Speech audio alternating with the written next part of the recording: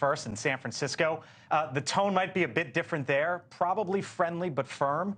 For the first time in a year, President Biden meeting in person with the Chinese President Xi Jinping. The two leaders shook hands, you can see there, to start off their meeting on the sidelines of the APEC summit. This is in California. Before beginning their meeting, they both had a clear message for each other. We have to ensure that competition does not veer into conflict, and we also have to manage it responsibly. For two large countries like China and the United States, turning their back on each other is not an option. It is unrealistic for one side to remodel the other, and conflict and confrontation has unbearable consequences for both sides. Denise, the stakes here are? I mean, they're high, but they've been high. Just because they're meeting doesn't mean anything's changed. So both sides have actually dished out as much as they're trying to walk back right now as they meet together. And it seems like they're speaking out of both sides of their mouths. The problem is what we want, China doesn't care about. President Xi doesn't care about a counter-narcotics effort, cooperation fentanyl. That's one of the things President Biden is pushing forward with the opioid epidemic. That's like one of his leading things, which I think he should be asking for bigger things, but that is a very important issue. But the problem is China sees a counter-narcotics ask from us as part of their broader geostrategic effort to get something from us. So unless Biden's able to find something that he can leverage to get what we want, and I don't see any of that leveraging right now, we're going to walk away empty-handed, and the Chinese will save face and use that against us. I think there's two things happening here that are really important. The first is the Biden administration, to some extent China, are engaging in an exercise of managing distrust.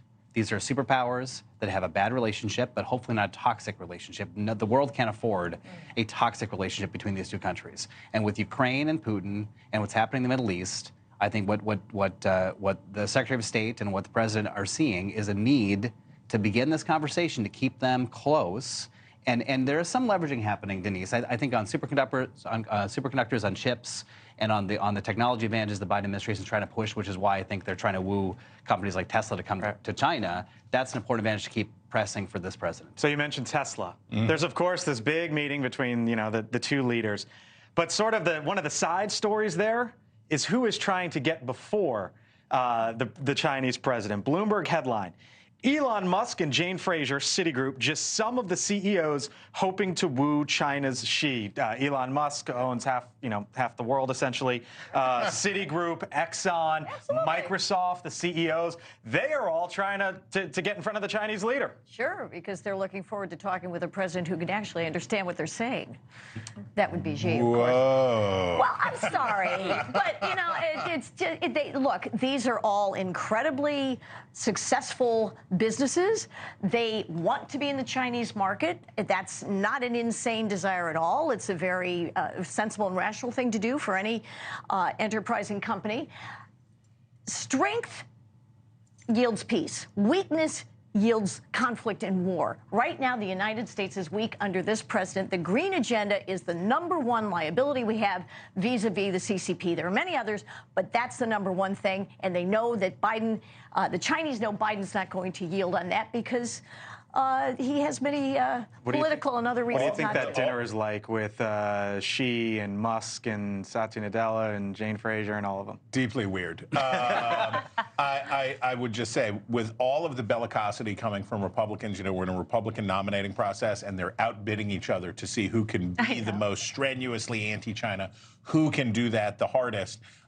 In the end, Elon Musk, who has also positioned himself as sort of a hero of right-wingers, when you get down to it, he's going to... Hero of libertarians. He's been on a journey, Congresswoman. He's been on a journey. And he's going to go suck up to Xi Jinping. And it's life. I see that differently, though. I think what's happening here is that Xi has his own issues back home. And obviously, it's a different compact with the Chinese people, but there needs to be a prosperity for peace kind of arrangement there. And right now, the economy in China is not doing great. And I think he's wooing Tesla as much as the other way around. And is it Tesla or Starlink? Because they're worried that anybody with a little box can put up the internet and you go around the censorship crackdowns and all that. Could be a bit of that, but I think part of this is related to the fact that Jake Sullivan had a speech about a year ago that changed U.S. policy on the economics, on superconductors, on chips, and the tech wars are happening. They want that tech. I think they're pursuing Musk. Thank you for watching, and make sure you go to joinnn.com to find NewsNation on your television provider. And don't forget to click the red subscribe button below to get more of NewsNation's fact-driven, unbiased coverage.